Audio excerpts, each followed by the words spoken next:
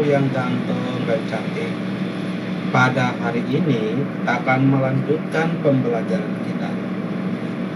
Nah, hari ini pembelajaran kita akan berfokus pada kesimpulan dari pembahasan-pembahasan materi kita sebelumnya, yaitu tentang mengampuni.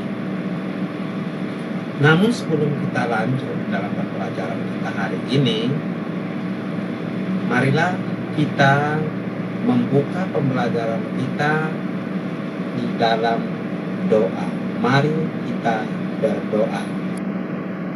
Terima kasih Tuhan Yesus buat penyertaan-Mu dalam setiap kehidupan kami. Hari ini kami akan memulai pembelajaran kami. Biarlah Roh Kudus yang memimpin kami, sehingga apa yang kami pelajari kami dapat mengerti, memahami, dan dapat menerapkan dalam kehidupan kami sehari-hari. Di dalam dan demi nama Tuhan Yesus kami berdoa. Amin. Anak-anakku sekalian, sebelum kita melanjutkan pembelajaran kita, Pak Guru ingatkan kepada kalian bahwa bagi yang belum menyelesaikan tugas pada pembelajaran-pembelajaran sebelumnya, sekali lagi Pak Guru sampaikan agar diselesaikan semua tugas-tugas yang tertunda dan diserahkan atau dikirim melalui media yang telah disediakan. Sekali lagi, bagi anak-anakku sekalian, tolong selesaikan setiap tugas-tugas yang tertunda dan diserahkan kepada Pak Guru melalui media yang sudah Pak Guru sampaikan. Paham? Siap Pak Guru, kami akan menyelesaikan tugas yang tertunda.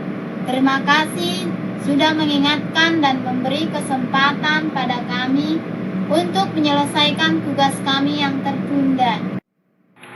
Iya kan, Ruth? Iya dong, sudah pasti. Kesimpulan materi kita hari ini akan dimulai dengan judul Mengampuni itu Indah, yang menjadi ayat rujukan bagi kita. Bisa kalian baca dalam Lukas pasal 23 ayat 33 sampai dengan 39. Mungkin di antara kalian ada yang bertanya, kok mengampuni itu indah? Bukankah sulit bagi orang yang sudah disakiti, sudah dikecewakan, untuk melepaskan pengampunan bagi orang yang menyakitinya? Atau mungkin juga di antara kalian ada yang bertanya, saya kan udah disakiti, lalu mengapa saya harus mengampuni?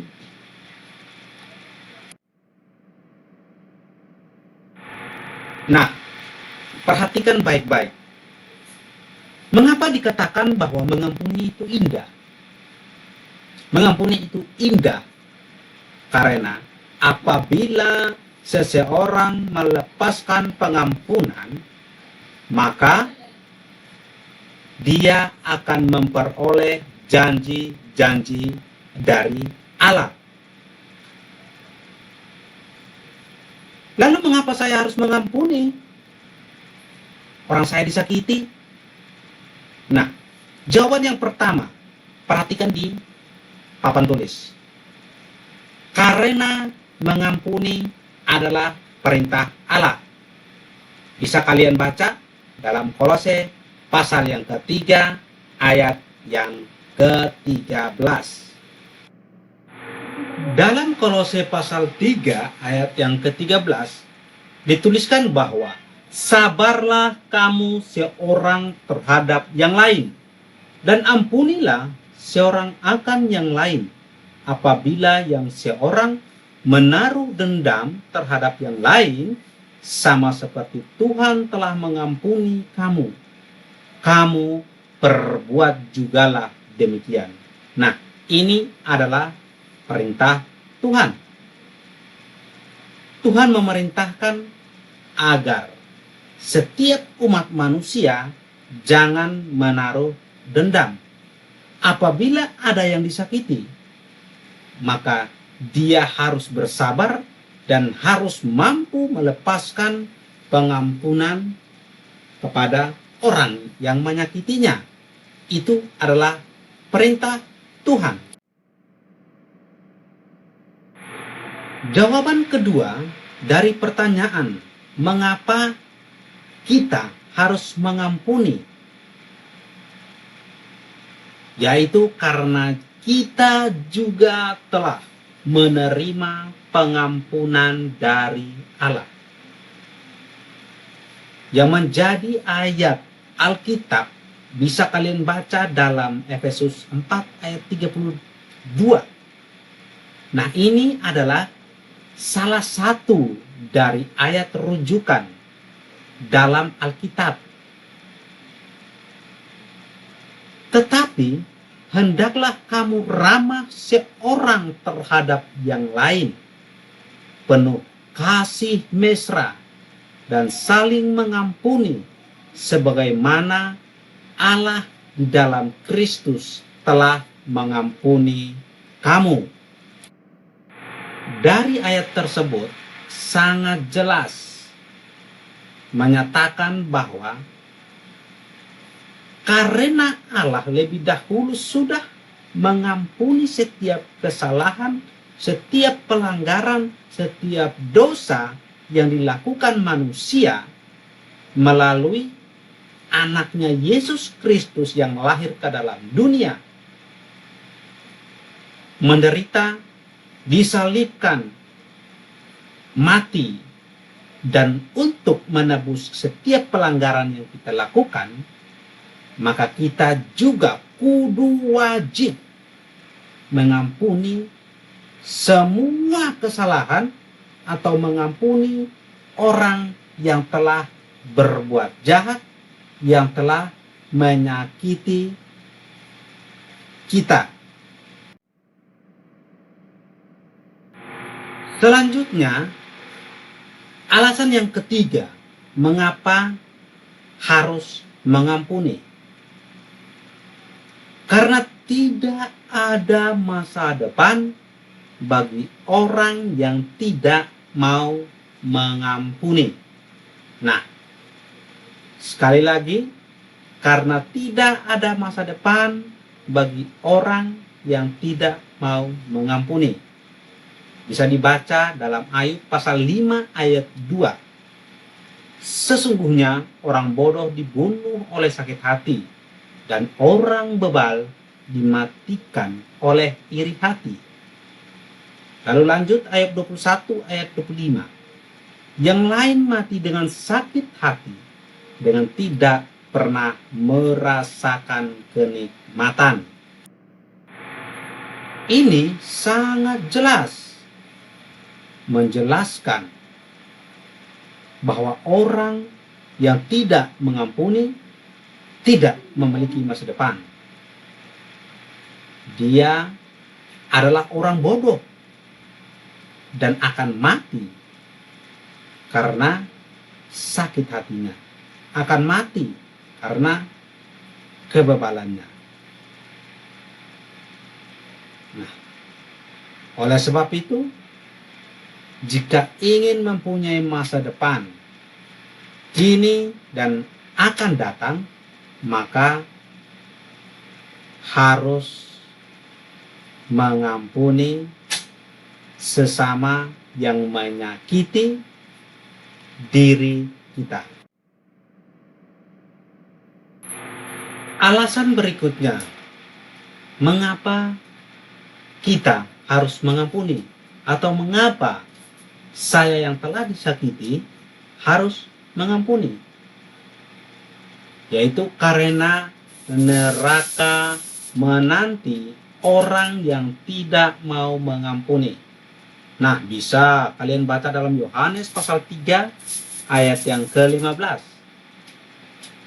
Di sana menjelaskan bahwa setiap orang yang membenci saudaranya adalah seorang pembunuh manusia. Dan kamu tahu bahwa tidak ada seorang pembunuh yang tetap memiliki hidup yang kekal di dalam dirinya. Pernyataan tersebut memberikan pengertian bahwa orang yang tidak mengampuni sesamanya tempatnya di neraka. Karena apa? Orang yang tidak mengampuni, berdasarkan 1 Yohanes 3 ayat 15, orang tersebut tidak memiliki hidup yang kekal. Dia disebut pembunuh. Nah, seorang pembunuh, dia tidak memiliki tempat di surga. Dia tidak memiliki hidup yang kekal. Dan dia tidak diselamatkan. Nah, kalau sudah tidak diselamatkan, maka lagi-lagi tempatnya di neraka. Jadi kalau mau masuk surga, harus mampu mengampuni sesama. Nah, jika demikian, maka ada lagi satu pertanyaan. Kalau begitu, biar saya selamat, biar saya bisa masuk surga, bagaimana caranya agar saya bisa mengampuni sesama yang sudah menyakiti saya meskipun terasa sangat susah? Apa yang harus saya lakukan agar saya mampu, agar saya sanggup melepaskan pengampunan kepada saudara-saudari saya, kepada orang-orang yang sudah menyakiti saya? Yang pertama adalah harus yakin, percaya dengan sungguh-sungguh kepada Tuhan. Harus memiliki keyakinan yang teguh kepada Allah. Bahwa Allah sendiri, bahwa Tuhan sendiri akan memberikan kemampuan dalam diri untuk bisa melepaskan pengampunan kepada mereka yang menyakiti, mereka yang melukai, mereka yang mengecewakan diri kita. Nah, seperti yang tertulis dalam Lukas pasal 23 ayat 34. Yesus berkata, "Ya Bapa, ampunilah mereka, sebab mereka tidak tahu apa yang mereka perbuat." Nah, anak-anakku sekalian, dari bacaan ayat Alkitab pada Lukas 23 ayat 34 ini sangat jelas bahwa Tuhan akan memampukan setiap umatnya. Tuhan sendiri sudah memberikan teladan, contoh, bahwa dia diberikan kemampuan oleh Allah Bapa, diutus oleh Allah Bapa untuk mengampuni kita. Kita sudah diampuni, maka yakinlah bahwa Tuhan juga akan mampukan kita untuk mengampuni sesama kita. Selanjutnya, bagaimana agar saya bisa melepaskan pengampunan? Yaitu, saya akan bisa melepaskan pengampunan ketika Roh Kudus memimpin saya. Artinya kita akan bisa melepaskan pengampunan ketika kita mengizinkan Roh Kudus yang memimpin kita. Roh Kudus yang mengarahkan kita. Jadi kalau Roh Kudus yang memimpin, mengarahkan kita, maka kita akan disanggupkan untuk melepaskan pengampunan bagi orang yang menyakiti, orang yang mengecewakan kita. Dan hal yang terakhir yang menjadi pilihan cara agar bisa melepaskan pengampunan, yaitu keputusan diri sendiri. Maukah memiliki komitmen, maukah mengambil keputusan untuk melepaskan pengampunan bagi sesama, atau mau hidup terus dalam kebencian, kedengkian, dan sakit hati. Apabila terus hidup dalam kebencian, kedengkian, dan sakit hati, maka upahnya neraka. Tetapi jika mau melepaskan pengampunan, maka upahnya adalah hidup kekal, bahagia di surga bersama Allah Bapa. Waktu pembelajaran kita ternyata sudah selesai, anak-anakku. Kita akan berjumpa lagi pada pertemuan berikut dengan tema pembelajaran yang berbeda. Nah, hari ini kita sudah membahas kesimpulan dari topik atau tema pembahasan kita sebelumnya, yaitu tentang mengampuni. Kalian harus tetap semangat belajar dan ingat, setiap tugas-tugas yang sudah Pak Guru berikan harus kalian kerjakan. Lalu satu lagi yang Pak Guru tekankan kembali, yaitu tugas yang terlewat atau belum diselesaikan, tolong diselesaikan dan dikirim kembali kepada Pak Guru. Sekali lagi, ingat tugas yang belum diselesaikan, segera diselesaikan. Tuhan Yesus memberkati. Untuk menutup pembelajaran kita hari ini, marilah kita berdoa. Terima kasih Tuhan Yesus. Terima kasih Roh Kudus atas penyertaan-Mu dalam hidup kami. Hari ini kami sudah belajar